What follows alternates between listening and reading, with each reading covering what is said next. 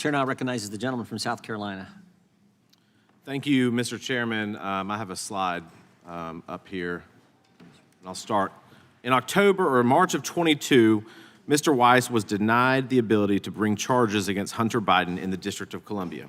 In April of that same year, you testified before the Senate Appropriations Committee that Mr. Weiss was free to run the investigation without interference from the DOJ.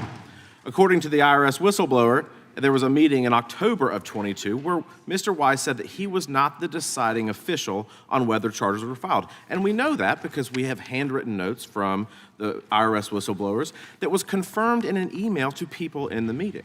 Later in January, Mr. Weiss was denied the ability to bring charges again against Hunter Biden in the Central District of California. You testified before the Senate Judiciary Committee in March of this year that he had full authority. That Weiss confirmed that to us in a letter in June, that he had been granted, quote, full authority over this matter. But then he kind of backed up. In June 30th, he said, well, just kidding. My charging authority is geographically limited to my home district in Delaware. And of course, you appoint him as special counsel. So why the heck has his story changed so many times over the course of these investigations? Congressman, I've seen all of the 3 letters. I've read them quite carefully.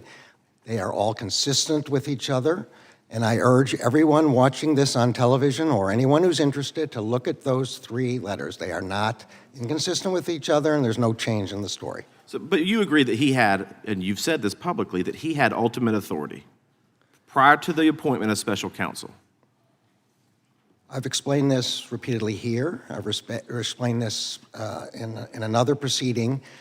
I said that Mr. Weiss would have the authority to bring a case in any jurisdiction in which he wanted to, and Mr. Weiss has confirmed that he would have that authority. I explained that if he had to bring a case in another jurisdiction, as a matter of mechanics, it would require me me or a delegatee of mine to sign a 515 order. That is very common. But Mr. Attorney General, there was nothing stopping that from happening. Forgive me for a second, though, but when you say you have ultimate, when he wrote a letter on your behalf in June, I have ultimate authority. This is prior to the designation of special counsel.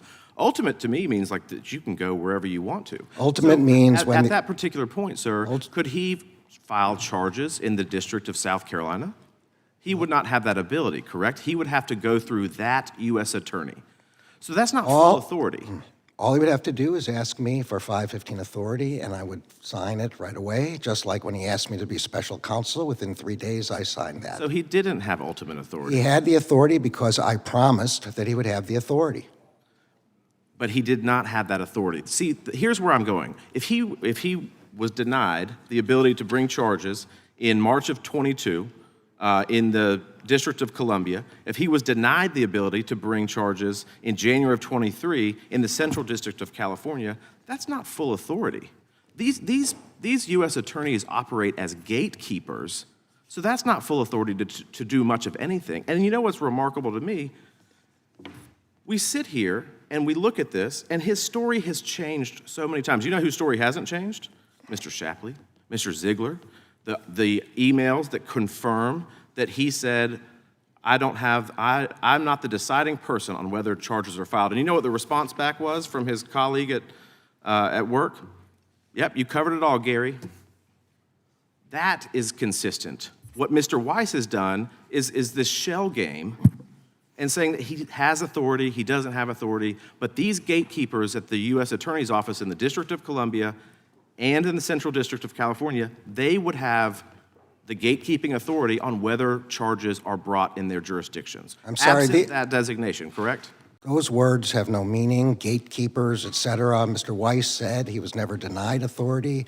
I'm the one with the authority to decide who can prosecute in a different jurisdiction, and I promised that he would have that authority. I do not see any inconsistency here.